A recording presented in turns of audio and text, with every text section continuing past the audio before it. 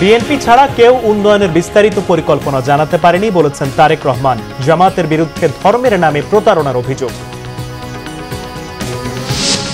ধর্ম ব্যবসার অভিযোগ অস্বীকার ডাক্তার শফিকের, বললেন দেশকে ঝুঁকিতে ফেলতে চায় না জামাত। একটি দল সবার উপরে হামলা করছে, ইসিতে নালিশ। নির্বাচন স্থগিতের রিট খারিজ, তফসিল ঘোষণার জোর প্রস্তুতি। সহকর্মীদের নিয়ে বুধবার রাষ্ট্রপতির সাথে সাক্ষাৎ করবেন সিইসি। এনডিএফ নামে জাতীয় পার্টির কয়েক অংশ সহ আরেকটি নির্বাচনী জোট ঘোষণা। বাংলাদেশি জাতীয়তাবাদে মধ্যপন্থার রাজনীতির বার্তা। দেখছিলেন ক্রাউন সিমেন্ট সংবাদ শিরোনাম। দেশ বিরোধী ষড়যন্ত্রের বিরুদ্ধে সজাগ থাকার আহ্বান জানিয়েছেন বিএনপির ভারপ্রাপ্ত চেয়ারম্যান তারেক রহমান। তার মতে ২৪শে জুলাই আন্দোলনের মাস্টারমাইন্ড এদেশের ছাত্র, শিক্ষক, কৃষক, শ্রমিক, গৃহবধূ, মুদি দোকানদার সহ সাধারণ মানুষ। তাই দেশ গঠনে সবাইকে সম্পৃক্ত করার তাগিদ দেন তারেক রহমান। রিপোর্ট করছেন সিকান্দার রেমান। বিএনপির দেশ গড়ার পরিকল্পনা শীর্ষক কর্মসূচির দ্বিতীয় দিন প্রধান অতিথির বক্তব্যে বিএনপির ভারপ্রাপ্ত চেয়ারম্যান তারেক রহমান বলেন, বিএনপি ছাড়া অন্য কোনো রাজনৈতিক দল দেশ গড়ার বিষয়ে বিস্তারিত পরিকল্পনা জানাতে পারেনি। কৃষিবিদ ইনস্টিটিউটে আয়োজিত অনুষ্ঠানে তারেক রহমান জানান, দেশের মানুষ যেমন চাইছে ঠিক তেমনি পরিকল্পনা বিএনপির। আমরা দেখছি এর মধ্যে বহু ষড়যন্ত্র চলছে, জিনিসটা যাতে সত্যটা প্রকাশ না পায়, বিভিন্ন জনের বিভিন্ন ষড়যন্ত্র চলছে। কিন্তু পেটের ক্ষুধা কিন্তু বাস্তব কথা বলে, খালি পকেট বাস্তব কথা বলে। আমরা যদি পত্রিকার পাতা খুলি, খবরের কাগজ দেখি, আমরা তাহলে দেখতে পাই বিভিন্ন শ্রেণী পেশার মানুষের বিভিন্ন সমস্যা।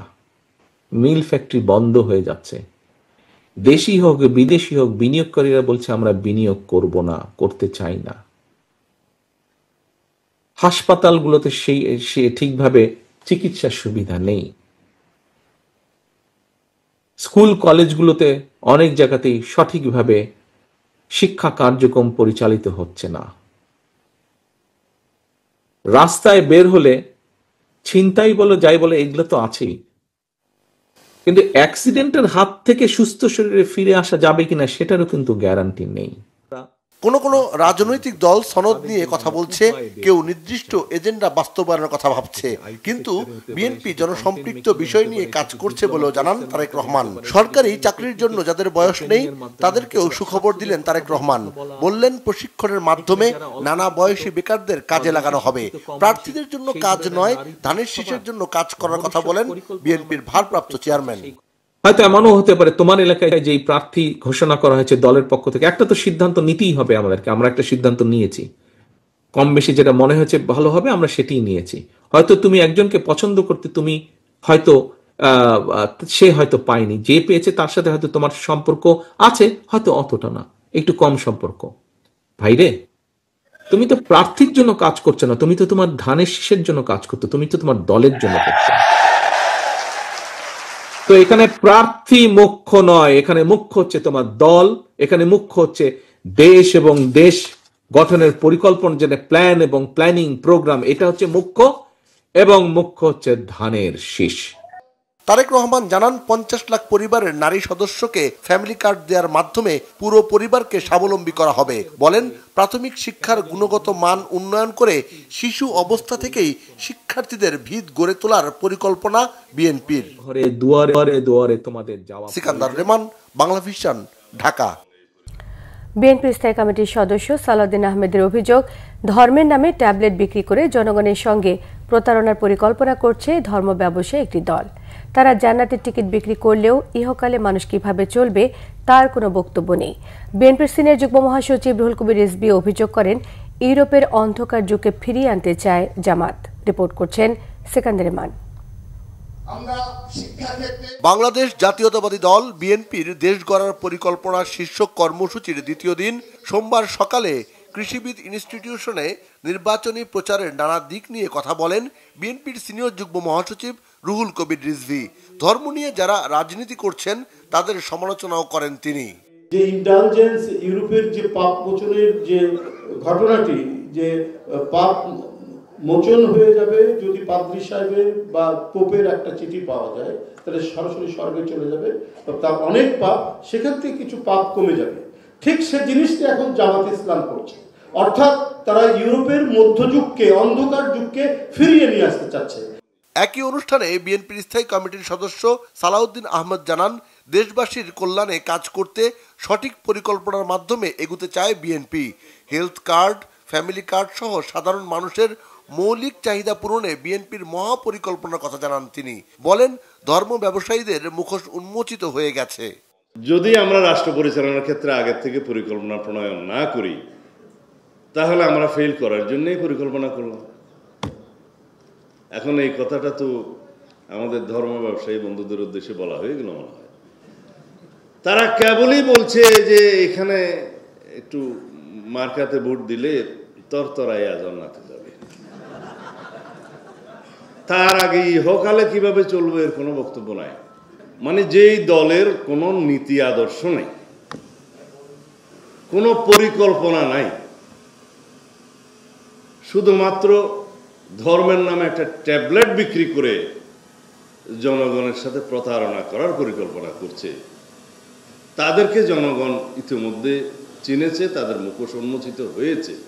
বিএনপির আদর্শ ও শহীদ রাষ্ট্রপতি জিয়াউর রহমানের কর্মপদ্ধতির কথা তুলে ধরার পাশাপাশি ক্ষমতায় গেলে যেসব উন্নয়ন ও অগ্রগতির পরিকল্পনা রয়েছে তৃণমূল পর্যায়ে ভোটারদের কাছে তা তুলে ধরতেও বলেন বিএনপির সিনিয়র নেতারা। সিকান্দার রেমান, বাংলা ভিশন, ঢাকা। মানুষের ভালোবাসা ও দোয়ায় বিএনপি চেয়ারপারসন বেগম খালেদা জিয়া বাংলাদেশের অভিভাবক হিসেবে অধিষ্ঠিত হয়েছেন বলে মন্তব্য করেছেন দলের স্থায়ী কমিটির সদস্য মির্জা আব্বাস। মানুষের দোয়া ও ভালোবাসায় বিএনপি চেয়ারপারসন দ্রুতই সুস্থ হয়ে মানুষের মাঝে ফিরে আসবেন বলে আশা তার। এদিকে গণতন্ত্র পুনরুদ্ধারের সংগ্রাম এখনও শেষ হয়নি বলে মন্তব্য করেছেন বিএনপির স্থায়ী কমিটির আরেক সদস্য আমির খসরু মাহমুদ চৌধুরী। মোবাশ্বের আহমদের রিপোর্ট। পশুর রোগ প্রতিরোধ নির্ণয় ও চিকিৎসা বিজ্ঞান প্রচার সংক্রান্ত ফ্রি ভেটেরিনারি মেডিকেল ক্যাম্প আয়োজন করে রমনা থানা বিএনপি, ঢাকা মহানগর দক্ষিণ। অনুষ্ঠানে প্রধান অতিথির বক্তব্যে বিএনপির স্থায়ী কমিটির সদস্য মির্জা আব্বাস বলেন, গণতন্ত্রের স্বার্থে আপোষহীন থাকায় দলমত নির্বিশেষে বেগম খালেদা জিয়া দেশের অভিভাবকে পরিণত হয়েছেন। মানুষ স্বতঃস্ফূর্তভাবে ওনাকে গ্রহণ করেছেন। দেশনেত্রী বেগম খালেদা জিয়া আগে ছিলেন বিএনপি নেত্রী, পরবর্তী পর্যায়ে আমরা ওনাকে দেশনেত্রী পর্যায়ে আখ্যায়িত করলাম, কিন্তু আজকে ওনার অবস্থান উচ্চতা এমন জায়গায় পৌঁছেছে, উনি আর ওই সমস্ত অবস্থানে নাই। উনি এখন বাংলাদেশের অভিভাবক হিসেবে আবির্ভূত হয়েছেন। জানান বিএনপি চেয়ারপারসন বেগম খালেদা জিয়া অসুস্থ থাকায় দুঃখ হতাশা নিয়েই নির্বাচনী সভা সমাবেশ করছে বিএনপি। আমরা যারা নির্বাচনা করছি এবং বিভিন্ন অনুষ্ঠানে যাচ্ছি এরকম, কিন্তু আমাদের মনের ভিতরে কিন্তু সেই প্রশান্তিটা নাই যে প্রশান্তি নিয়ে আমরা বরাবর নির্বাচন করেছি। একটা মানসিক প্রশান্তি, একটা আনন্দ ফুর্তি নিয়ে আমরা নির্বাচন করেছি, এবার কিন্তু সেটা নাই। এদিকে দল বিলুপ্ত করে বিএনপিতে যোগ দিয়েছেন বাংলাদেশ লিবারেল ডেমোক্রেটিক পার্টি এলডিপির একাংশের চেয়ারম্যান শাহাদাত হোসেন সেলিম। গুলশানে বিএনপি চেয়ারপারসন কার্যালয়ে শাহাদাত হোসেন সেলিমের বিএনপিতে আনুষ্ঠানিক যোগদান অনুষ্ঠানে উপস্থিত ছিলেন বিএনপির স্থায়ী কমিটির সদস্য আমির খসরু মাহমুদ চৌধুরী। এ সময় তিনি বলেন, ভোটের মাধ্যমেই গণতন্ত্রের পুনরুদ্ধার করা হবে। মান অভিমান দিয়ে আমার মূল যে উদ্দেশ্য, সেখান থেকে আমরা সরে দাঁড়াতে পারবো না। ওই জায়গায় আমাদের ঐক্যবদ্ধ থাকতে হবে। আমাদের নিজেদের মধ্যে মানবিমান থাকতে পারে। রাজনীতিতে প্রতিযোগিতাও আছে, এটাও ঠিক, প্রতিযোগিতা থাকবে এবং থাকা উচিত। যেই দলের প্রতিযোগিতা থাকে না, সেই দলের কোনো রাজনৈতিক ভবিষ্যৎ নাই। আসন্ন নির্বাচনে লক্ষ্মীপুর 1 আসনে শাহাদাত হোসেন সেলিম বিএনপি থেকে নির্বাচন করবে বলেও জানানো হয়। মোবাশ্বের আহমেদ, বাংলা ভিশন, ঢাকা। জামাত ক্ষমতায় গেলে দেশের স্বার্থে জাতীয় সরকার গঠন করবে বলে আবারও জানিয়েছেন দলটির আমির ডাক্তার শফিকুর রহমান। তিনি বলেন, ফেব্রুয়ারিতে নির্বাচন না হলে দেশ ভয়াবহ ঝুঁকির মধ্যে পড়বে। দেশ ক্ষতির মুখে পড়ুক, এটি জামাত চায় না। ইউরোপীয় ইউনিয়নের রাষ্ট্রদূতের সঙ্গে সৌজন্য সাক্ষাৎ শেষে সাংবাদিকদের সঙ্গে আলাপকালে তিনি সব কথা বলেন। তিনি আরও বলেন, জামাত রাষ্ট্রীয় ক্ষমতায় গেলে দেশে প্রপোর্শনাল রিপ্রেজেন্টেশন পিআর ব্যবস্থা চালু, আইনের শাসন প্রতিষ্ঠা এবং অর্থনীতি সচল করার পদক্ষেপ নেওয়া হবে। তিনি আরও জানান, জামাত ধর্মকে ব্যবহার করে না, ধর্ম কাজের অংশ। বরং নির্বাচনের আগে যারা টুপি পরে তসবিহ হাতে ছবি তুলতে ব্যস্ত থাকে তারাই ধর্মকে ব্যবহার করে। জামাতের আমিরের দাবি, দুর্নীতির বিরুদ্ধে কঠোর অবস্থান নেওয়া হবে, কেউ দুর্নীতি করবে না, করতেও দেওয়া হবে না, সবার জন্য সমান বিচার নিশ্চিত করা হবে। তিনি আরো বলেন, জামাত দলের স্বার্থে নয়, জনগণের স্বার্থকে গুরুত্ব দিয়ে রাজনীতি করে।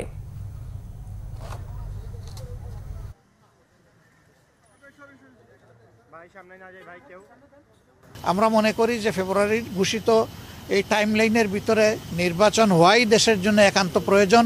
এর সামান্য কোনো ব্যত্যয় ঘটলে দেশ দারুণভাবে ক্ষতিগ্রস্ত হবে। আমরা ধর্মকে ব্যবহার করি না, ধর্ম ব্যবহার করলে কে করে সেটা আপনারা ভালো বুঝেন। ইলেকশনের সময় নতুন করে যারা বেশি বেশি নামাজ শুরু করেন, টুপি পরেন, তসবিহ হাতে নিয়ে ঘুরান, ধর্মকে তারাই বোধহয় সম্ভবত ব্যবহার করেন। আমরা কিন্তু সারা বছর তসবিহ হাতে নিয়ে ঘুরাই না, তসবিহ বুকে নিয়ে ঘুরাই। আমরা তফসিল ঘোষণার সকল প্রস্তুতি প্রায় শেষ। আগামী 10 ডিসেম্বর বুধবার সিইসির বক্তব্য রেকর্ড করবে বিটিভি ও বাংলাদেশ বেতার। এদিকে সিইসির সাথে দেখা করে জামাতে ইসলামী সেক্রেটারি জেনারেল মিয়া গোলাম পরোয়ার বলেছেন, এখনও নির্বাচনের লেভেল প্লেইং ফিল্ড তৈরি করতে পারেনি ইসি। রিপোর্ট আসমা আক্তার নুপুরের। নির্বাচনের তফসিল ঘোষণায় ব্যস্ত কমিশন।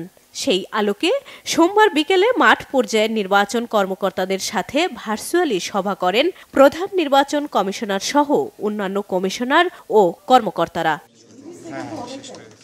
সভা শেষে ইসি সচিব আক্তার আহমেদ সাংবাদিকদের জানান, বুধবার রাষ্ট্রপতির সাথে সাক্ষাৎ করবেন প্রধান নির্বাচন কমিশনার।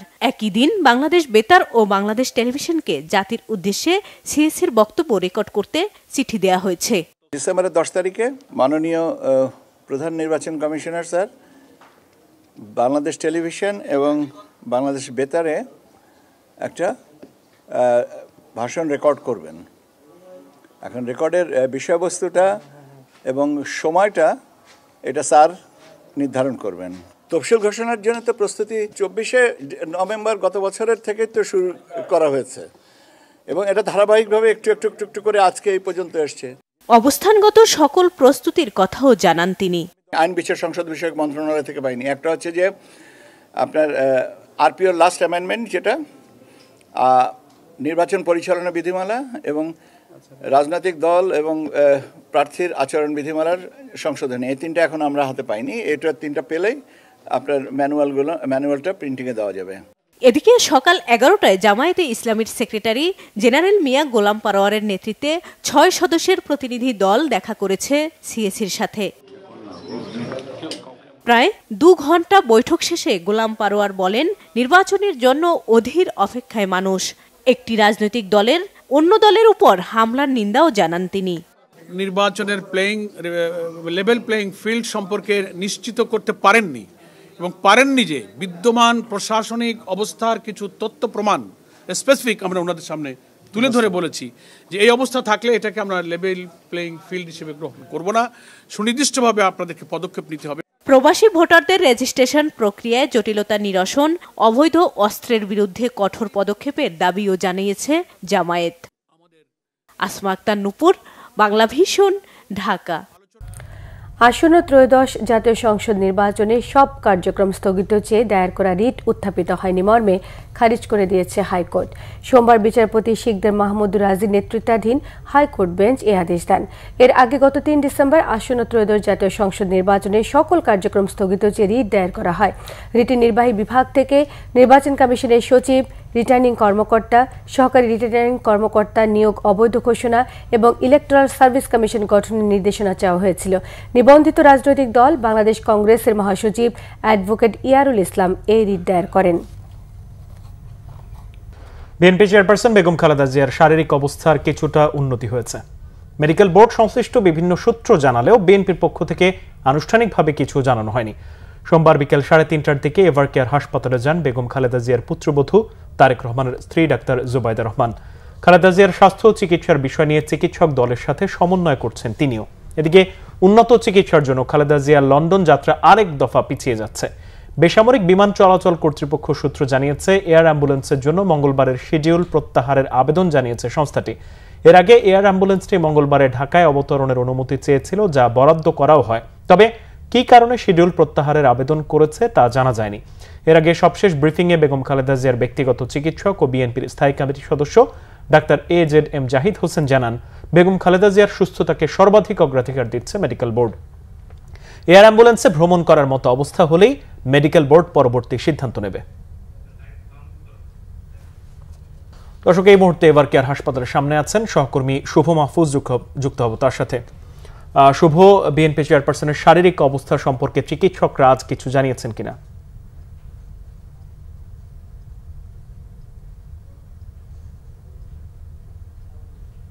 কিছুই জানাই নেই এখন পর্যন্ত, তবে আজকে জানাবে কিনা সেই ধরনের তথ্য আমাদের কাছে নাই। রাত 10টার দিকে যে মেডিকেল বোর্ডটি রয়েছে দেশি বিদেশি চিকিৎসকদের সমন্বয়ে, সেই মেডিকেল বোর্ডটি কিছুক্ষণ আগে এখানে বৈঠকে বসেছে রাত 10টার দিকে। কিন্তু বৈঠকের কি বিষয়ে বৈঠক করেছে এটি মূলত তার যেই নিয়মিত যে বৈঠকগুলো, অর্থাৎ দিনে কয়েকবার চিকিৎসার সর্বশেষ আপডেট নিয়ে বৈঠক করে, সেই বৈঠকেরই একটা অংশ। সকালে একবার হয়, বিকেলে সেই বৈঠকেরই একটা অংশ। সকালে একবার হয়, বিকেলে আরেকবার হয়, রাতের দিকে আরেকবার হয়। অর্থাৎ বেগম খালেদা জির যে মাল্টি ফাংশনাল ডিজিজে আক্রান্ত, ওনার ডায়াবেটিসের সমস্যা রয়েছে কিডনি সমস্যা, আর্থাইটিস, তারপর হচ্ছে লিভারের সমস্যা, ফুসফুসের জটিলতা। এই মাল্টি ফাংশনাল ডিজিজের কারণে ওনার শরীরের প্রত্যেকটা অর্গানোগ্রামকে একসাথে সাপোর্ট দেয়া লাগতেছে সিসিইউতে রেখে। যা ওই সেখানে কোনো একটি অর্গানোগ্রাম কাজ না করলে তখন মেডিকেল বোর্ড তৎপর হয়ে যায় সেটাকে সচল রাখার জন্য। আমরা সন্ধ্যার দিকে যে তথ্যটা পেয়েছিলাম যে প্যারামিটারের মাধ্যমে তাকে সাপোর্টগুলো দেওয়া হচ্ছে, সেই প্যারামিটারের তথ্য বলছে যে তার শারীরিক অবস্থা কিছুটা উন্নতির দিকে আছে এবং অনেকটা স্থিতিশীল, অর্থাৎ স্থিতিশীলই রয়েছে, যেটা বারবারই ব্রিফিংয়ে বেগম খালেদা জিয়ার ব্যক্তিগত চিকিৎসক বিএনপি স্থায়ী কমিটির সদস্য ডাক্তার AZM জাহিদ হোসেন জানান যে তার শারীরিক অবস্থাটা স্থিতিশীল রয়েছে। আরেকটি বিষয় হচ্ছে যে তার পুত্রবধূ ডাক্তার জোবাইদা রহমান বিকেল 3:30 নাগাদ এখানে এসেছিলেন। তিনি এখন পর্যন্ত এখানেই রয়েছেন, এখন পর্যন্ত তিনি যান নাই। তিনি এখানে দেশি বিদেশি যে চিকিৎসক দল আছে তাদের সাথেই সমন্বয় করছেন বেগম খালেদা জিয়াকে যেভাবে চিকিৎসা দেওয়ার দরকার সেভাবে তিনি পরামর্শ করছেন, কারণ তিনিও এই মেডিকেল বোর্ডের একজন সদস্য। আর বিদেশে চিকিৎসা দিতে নেওয়ার জন্য বেগম খালেদা জিয়ার যে এয়ার অ্যাম্বুলেন্সটি আগামীকাল সকাল 8টায় আসার কথা ছিল, সেটি কিন্তু তারাই আবার না আসার জন্য জানিয়েছিল, সেই ফ্লাইটটি ক্যান্সেল করার জানিয়েছে। কি কারণে, কেন বা কি হয়েছে সেই বিষয়ে আমাদের কাছে বিএনপির পক্ষ থেকে আনুষ্ঠানিক কোনো তথ্য এখন পর্যন্ত জানা নেই। তবে আমরা যতটুকু জেনেছি যে আপাতত এবার কেয়ারেই বেগম খালেদা জিয়াকে চিকিৎসা দেওয়া হবে। তাকে বিদেশে নেওয়ার জন্য তার শারীরিক অবস্থার স্থিতিশীলতা থেকে আরেকটু যতটুকু উন্নত হওয়ার দরকার ততটুকু উন্নত না হলে আপাতত এবার কেয়ারে তাকে চিকিৎসা দেওয়া হবে, এতটুকুই তথ্য রয়েছে। তো মাহমুদ, এতটুকুই ছিল আমার কাছে। যদি আরও কিছু তথ্য পেয়ে থাকি নতুন করে তাহলে অবশ্যই আপনাকে জানাবো। জি শুভ, আপনাকে ধন্যবাদ। নির্বাচনকে সামনে রেখে ব্যারিস্টার আনিসুল ইসলাম মাহমুদের নেতৃত্বাধীন জাতীয় পার্টি এবং আনোয়ার হোসেন মঞ্জুর জাতীয় পার্টি জেপির নেতৃত্বে ঘোষণা হয়েছে আরেকটি জোট, জাতীয় গণতান্ত্রিক ফ্রন্ট NDF। ফ্যাসিবাদের চির অবসান, রাষ্ট্র সংস্কার, বাংলাদেশের জাতীয়তাবাদ, মধ্যপন্থা রাজনীতি, ইসলামী মূল্যবোধ এবং ধর্মীয় সম্প্রীতির উদ্দেশ্য জানিয়েছেন এই জোটের আয়োজকরা। রিপোর্ট করছেন মুহিবুল্লাহ মুহিব। ত্রয়োদশ জাতীয় সংসদ নির্বাচনকে ঘিরে রাজনীতিতে চলছে নানা মেরুকরণ। জামাত ও ইসলামী আন্দোলন সহ 8 দলীয় জোটের পর রবিবার আত্মপ্রকাশ ঘটে এনসিপি, এবি পার্টি ও রাষ্ট্র সংস্কার আন্দোলন মিলে গণতান্ত্রিক সংস্কার জোটের। সোমবার রাজধানীর গুলশানের এমানুয়েলস পার্টি সেন্টারে সংবাদ সম্মেলন করে 20 দলের সমন্বয়ে নতুন জোটের ঘোষণা দেন ব্যারিস্টার আনিসুল ইসলাম মাহমুদ। জনতা পার্টি বাংলাদেশ, বাংলাদেশ জাতীয় পার্টি, তৃণমূল, বিএনপি, বাংলাদেশ সাংস্কৃতিক মুক্তি জোট, BNM, বাংলাদেশ মুসলিম লীগ, জাতীয় ইসলামিক মহাজোট, জাতীয় সংস্কার জোট, বাংলাদেশ লেবার পার্টি, স্বাধীন পার্টি, জাতীয় স্বাধীনতা পার্টি, বাংলাদেশ মানবাধিকার পার্টি, বাংলাদেশ সর্বজনীন দল, Bangladesh Janakalyan party, applied Democratic party, Bangladesh গণতান্ত্রিক আন্দোলন ডেমোক্রেটিক পার্টি এবং বাংলাদেশ জাতীয় লীগ মিলে এই জোটের আত্মপ্রকাশ ঘটে। জনগণ ফেব্রুয়ারিতে একটা অর্থবহ ভোট চায়। তাদের প্রত্যাশা এই ভোটের মধ্য দিয়ে ফ্যাসিবাদের চিরবিদায়, লক্ষ্যে মুক্তিযুদ্ধের লাখো শহীদের স্বপ্ন এবং জুলাই গণ অভ্যুত্থানের হাজারো শহীদের স্বপ্নে পুনর্জন্ম নেওয়া নতুন বাংলাদেশ গন্তব্যচ্যুত হতে পারবেন না। নির্বাচন কমিশনকে আমি অনুরোধ করব, আপনারা ইতিমধ্যে অনেক কিছু বৈষম্য করেছেন, আপনাদের রেজিস্টার্ড পার্টি আছে, তাদের সবকে আপনারা আলোচনায় ডাকেননি। এনডিএফ জোটের সভাপতির দায়িত্বে ব্যারিস্টার আনিসুল ইসলাম মাহমুদ, প্রধান সমন্বয়ক জনতা পার্টি বাংলাদেশের ভারপ্রাপ্ত চেয়ারম্যান গোলাম সরোয়ার মিলন, প্রধান মুখপাত্র রুহুল আমিন হাওলাদার। আপনি আইলেন কেমন করে আয়ে আমার উপদেশ দিতেছিলেন, আমি রাজনীতি করি 18 বছর বয়স থেকে, ও হালা এসে আমার পাঠ করে কয় এইটা করো এইটা করো। আরে মুখ সামলায় কথা কয়, আমি তো কোনো অন্যায় কথা বলি নাই, মুরব্বীদের সম্মান করা সে হয়। এত উপদেশ দেওয়া কেন? সেই জন্য আমি বলি, এই যে নতুন যে প্রচেষ্টাটা আপনারা যারা গ্রহণ করে উদ্যোগ নিয়েছেন, আমি তাদেরকে ধন্যবাদ জানাই। আমি জানি তারা ব্যর্থ হবে। জোটভুক্ত দলগুলো নিজ নিজ আদর্শ ও স্বকীয়তা বজায় রেখে উন্মুক্ত নীতিমালা এবং কয়েকটি দাবির ভিত্তিতে আগামী নির্বাচন ও রাজনীতিতে সক্রিয় ভূমিকা রাখবে বলে জানান বক্তারা। মুহিবুল্লাহ মুহিব, বাংলা ভিশন, ঢাকা। সুইচ টিপে হত্যা খুন বন্ধের কোনো ম্যাজিক নেই বলেছেন স্বরাষ্ট্র উপদেষ্টা মোহাম্মদ জাহাঙ্গীর আলম চৌধুরী। তবে ত্রয়োদশ জাতীয় সংসদ নির্বাচনের প্রস্তুতি খুব ভালো বলে দাবি তার। অন্যদিকে শ্রম উপদেষ্টা এম সাখাওয়াত হোসেন বলেছেন, অনেক বছর দেশে নির্বাচন না হওয়ায় জনগণের মধ্যে আস্থার সংকটের ব্যাপার রয়েছে। সচিবালয়ে আলাদা দুটি অনুষ্ঠানে এসব কথা বলেন তারা। রিপোর্ট রিশান নাসরুল্লাহ। নির্বাচন সামনে রেখে দেশে বাড়ছে রাজনৈতিক দ্বন্দ্ব ও টানাপোড়েন। অবৈধ ও লুট হওয়া অস্ত্র উদ্ধার না হওয়ায় বাড়ছে খুন খারাপিও, যা নেতিবাচক প্রভাব ফেলতে পারে নির্বাচনে। সোমবার সচিবালয়ে এক বৈঠক শেষে শ্রম ও কর্মসংস্থান উপদেষ্টা বলেন, দেশের নির্বাচনের প্রস্তুতি নেওয়ার বিষয়টি নির্বাচন কমিশনের। প্রস্তুতি নেওয়ার সময় এখনো রয়ে গেছে। দেশে একটা নির্বাচন হওয়া উচিত, নির্বাচিত সরকার আসা উচিত, একটা যেটাকে বলে ইউনিভার্সাল যেটা ডেমোক্রেটিক প্রসেস, সেই প্রসেসটা এস্টাবলিশ হওয়া উচিত। আমরা তো গত 17-18 বছর তো কোনো ডেমোক্রেটিক প্রসেস এস্টাবলিশ হতে দেখি নেই। এখন যদি আমরা সেটা করতে পারি তাহলে তো আমাদের বড় ক্রেডিট। আমাদের দেশে এতদিন তো নির্বাচন হয় নাই, যেটা হয়েছে ওগুলোকে নির্বাচন আমার ডেফিনেশন না। তো সেই জন্য মানুষ হয়তো এখনো একটু দ্বিধাদ্বন্দ্বে আছে, অথবা তাদের অন্য কোনো ক্যালকুলেশন আছে, দ্যাট আই ডোন্ট নো। এদিকে আইন শৃঙ্খলা বিষয়ক উপদেষ্টা কমিটির সভা শেষে স্বরাষ্ট্র উপদেষ্টা বলেন, সুষ্ঠু নিরপেক্ষ উৎসবমুখর একটি নির্বাচন করতে প্রয়োজনীয় সবই করা হচ্ছে, দেয়া হচ্ছে প্রশিক্ষণও। আমাদের নির্বাচনের প্রস্তুতি মাশাআল্লাহ খুবই ভালো, সব বাহিনীগুলি কিন্তু তাদের প্রশিক্ষণ চালিয়ে যাচ্ছে। সুস্থ নির্বাচনের জন্য, শুধু সুস্থ না, তারপরে ক্রেডিবল একটা নির্বাচন, উৎসব মুখর একটা নির্বাচন, এটার জন্য যত ধরনের প্রস্তুতি দরকার সব কিছুই নিচ্ছে। বাট সব কিছুর প্রস্তুতির জন্যই কিন্তু একটা প্রশিক্ষণ দরকার পড়ে।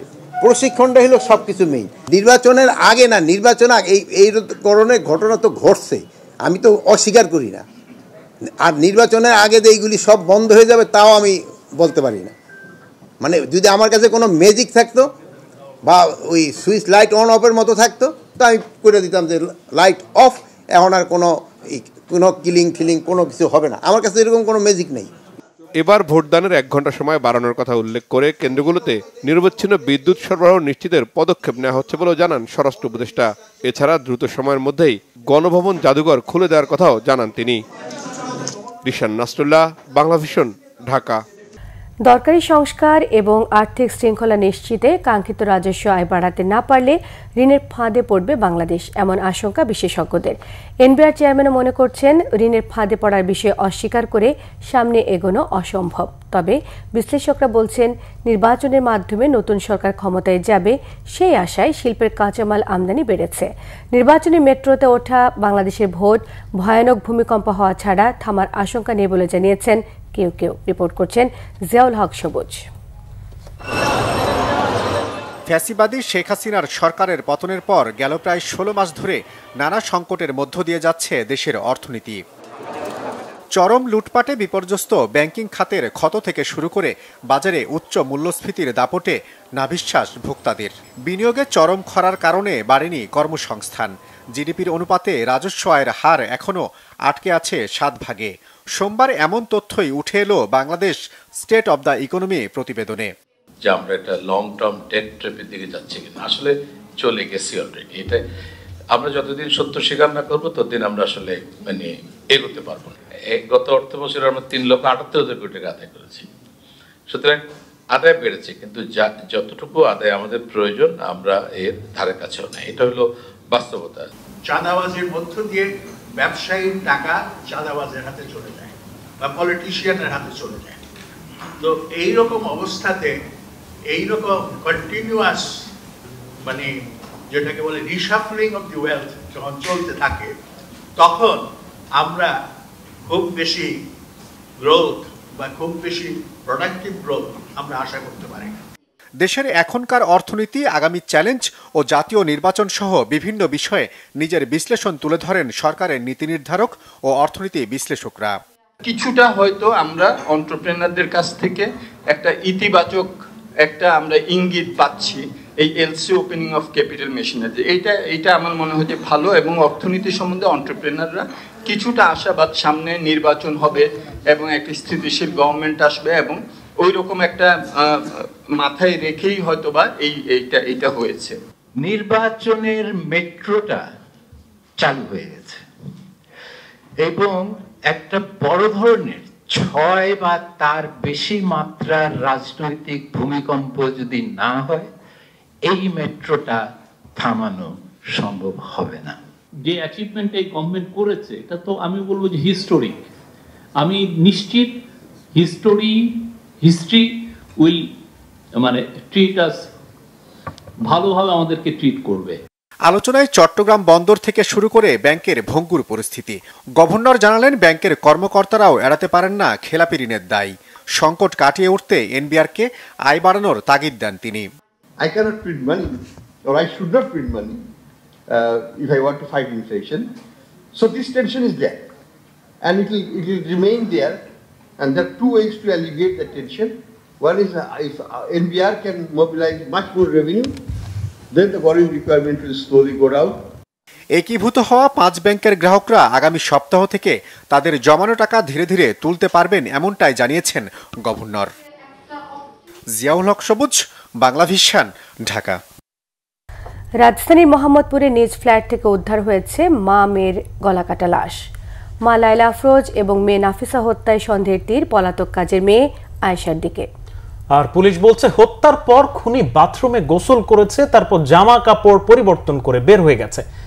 ঘটনাস্থল থেকে রক্তমাখা 2টি ছুরি জব্দ করা হয়েছে। বিস্তারিত জিয়া খানের রিপোর্টে। রাজধানীর মোহাম্মদপুর শাহজাহান রোডের বহুতল ভবন আমিনাজ ড্রিম। সোমবার দুপুর 12টার দিকে ভবনটির 7ম তলার 7/B ফ্ল্যাট থেকে উদ্ধার করা হয় লায়লা আফরোজ ও তার মেয়ে নাফিজার গলাকাটা লাশ। প্রতিদিনের মতো সোমবারও সকাল 7টার দিকে স্ত্রী লায়লা আফরোজ ও স্কুল পড়ুয়া একমাত্র মেয়ে নাফিজা বিনতে আজিজকে ফ্ল্যাটে রেখে বাইরে কোচিং পড়াতে যান আজিজুল ইসলাম। 3 থেকে 3.5 ঘন্টা পর ফ্ল্যাটে ফিরে দেখেন রক্তাক্ত অবস্থায় ফ্লোরে পড়ে আছেন লায়লা ও নাফিজা। রক্তাক্ত অবস্থায় এরকম পড়ে আছে। হ্যাঁ, আমি ওইভাবে পড়ে আছে, আমি ওইভাবে দেখেছি। দুইজনে পড়ে আছে রক্তাক্ত দেহ মেঝেতে। সিসি ক্যামেরার ফুটেজে দেখা যায় আজিজুল ইসলাম বাইরে বের হওয়ার কিছুক্ষণ পর অর্থাৎ 7:51 বিল্ডিং এ প্রবেশ করে তাদের গৃহকর্মী আয়েশা। পরনে ছিল বোরখা এবং মুখে mask.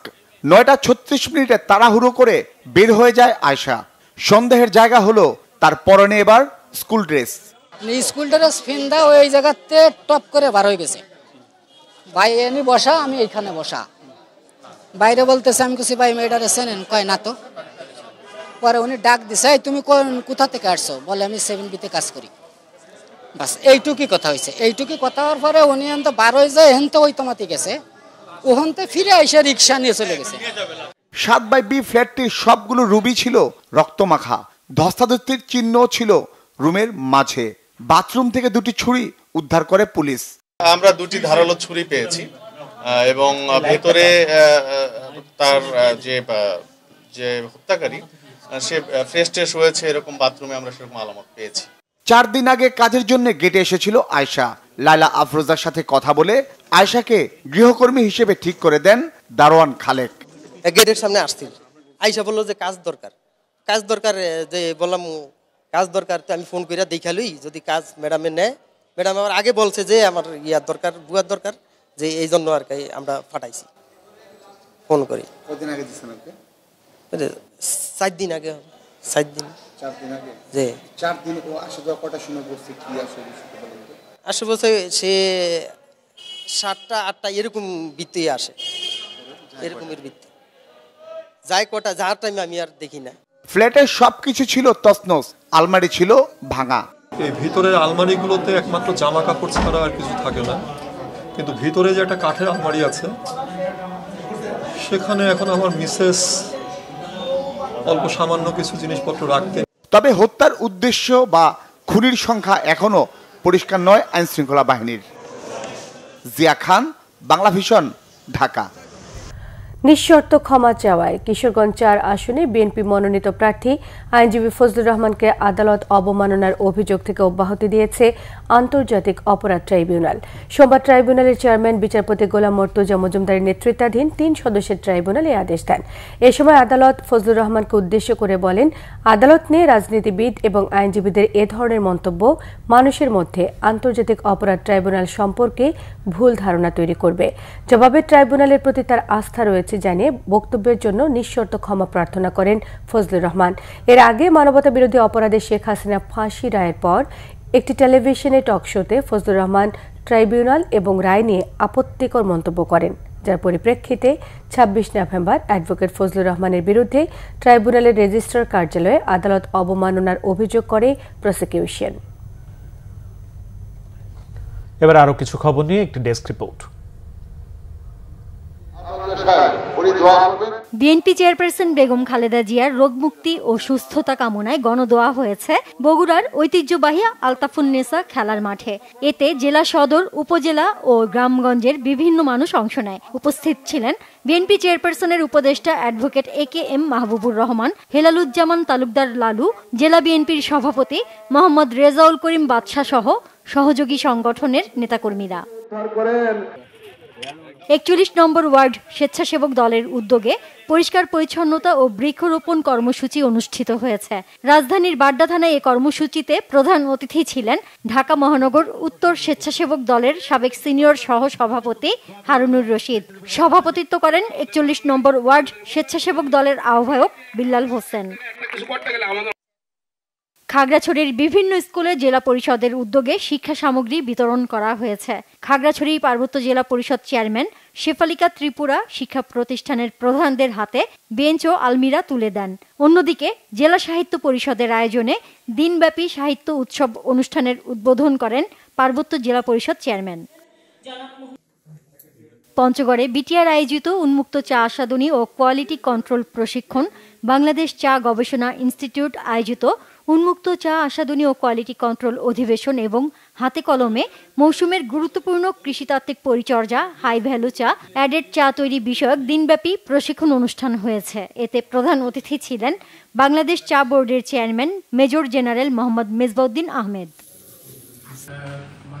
Green university of Bangladesh আজ ঢাকা রিপোর্টার্স ইউনিটির সাগররুনি মিলনায়তনে 7ম IEEE sustainable technologies for industry 5.0 ঘোষণার জন্য এক সংবাদ সম্মেলনের আয়োজন করে।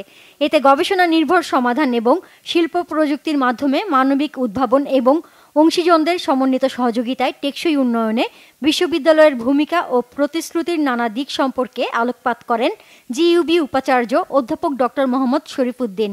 ডিআরইউতে অনুষ্ঠিত সংবাদ সম্মেলনে তিনি জানান, আগামী 11 ডিসেম্বর 2025 সকাল 9টায় সম্মেলনের উদ্বোধনী অনুষ্ঠানে প্রধান অতিথি থাকবেন তথ্য ও যোগাযোগ প্রযুক্তি বিভাগের সচিব শীষ হায়দার চৌধুরী। দুদিনব্যাপী সম্মেলনের সমাপনী অনুষ্ঠানে প্রধান অতিথি থাকবেন বাংলাদেশ বিশ্ববিদ্যালয় মঞ্জুরি কমিশনের সদস্য প্রফেসর ডক্টর মোহাম্মদ সাইদুর রহমান। আমি মনে করি ইউনাইটেড আইগ্যাস এলপিজি লিমিটেড কক্সবাজারে সফলভাবে আয়োজন করল তাদের বার্ষিক আয়োজন বিজনেস পার্টনার মিট 2025। স্থানীয় 5 তারকা হোটেলে 3 দিনব্যাপী এই আয়োজনে অংশ নেন দেশের বিভিন্ন জেলার ডিস্ট্রিবিউটররা। এবারের আয়োজনের মূল প্রতিপাদ্য বিষয় ছিল together we grow be the number 1। অনুষ্ঠানে উপস্থিত ছিলেন ইউনাইটেড আইগ্যাস এলপিজি লিমিটেডের CEO Harun Ortac, CFO Osman Celik, director business and strategy Raisa Jamil এবং জেনারেল ম্যানেজার ও head of sales Shawkat Osman Jamil. এছাড়াও এই আয়োজনে প্রতিষ্ঠানের অন্যান্য ঊর্ধ্বতন কর্মকর্তা ও সারা দেশের ডিস্ট্রিবিউটর উপস্থিত ছিলেন। মোট 43 জন ডিস্ট্রিবিউটরকে বিভিন্ন ক্যাটাগরিতে তাদের অসাধারণ পারফরমেন্স ও অবদানের জন্য সম্মাননা প্রদান করা হয়।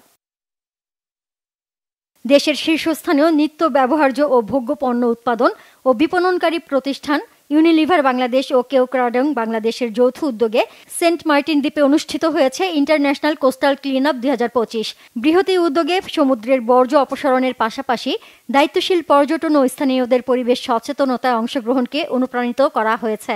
অনুষ্ঠানে বিভিন্ন বিশ্ববিদ্যালয় ও স্থানীয় অধিবাসীদের থেকে আসা 500 স্বেচ্ছাসেবক সেন্ট মার্টিনের সৈকত থেকে 1850 কিলোগ্রাম সমুদ্র বর্জ্য সংগ্রহ করেন।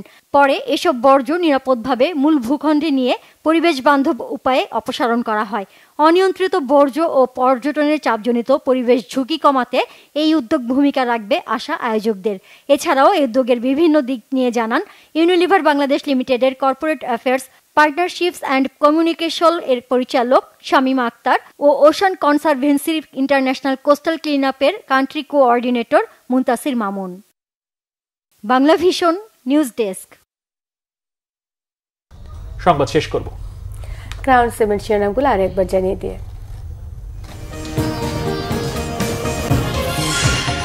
বিএনপি ছাড়া কেউ উন্নয়নের বিস্তারিত পরিকল্পনা জানাতে পারেনি বলেছেন তারেক রহমান। জামাতের বিরুদ্ধে ধর্মের নামে প্রতারণার অভিযোগ। ধর্ম ব্যবসার অভিযোগ অস্বীকার ডাক্তার শফিকের, বললেন দেশকে ঝুঁকিতে ফেলতে চায় না জামাত। একটি দল সবার উপরে হামলা করছে, ইসিতে নালিশ। নির্বাচন স্থগিতের রিট খারিজ, তফসিল ঘোষণার জোর প্রস্তুতি। সহকর্মীদের নিয়ে বুধবার রাষ্ট্রপতির সঙ্গে সাক্ষাৎ করবেন সিইসি। এনডিএফ নামে জাতীয় পার্টির কয়েক অংশ সহ আরেকটি নির্বাচনী জোট ঘোষণা। বাংলাদেশি জাতীয়তাবাদে মধ্যপন্থা রাজনীতির বার্তা। এই ছিল এখনকার মতো। পরের সংবাদ রাত 1টায় দেখার আমন্ত্রণ রইল। এছাড়া বাংলা ভিশন সংবাদ ও সংবাদ সংশ্লিষ্ট অনুষ্ঠান দেখতে ভিজিট করুন www.bbnews24.com ও facebook.com/banglavishnnews এবং সাবস্ক্রাইব করুন youtube.com/banglavishnnews। ধন্যবাদ। শুভরাত্রি।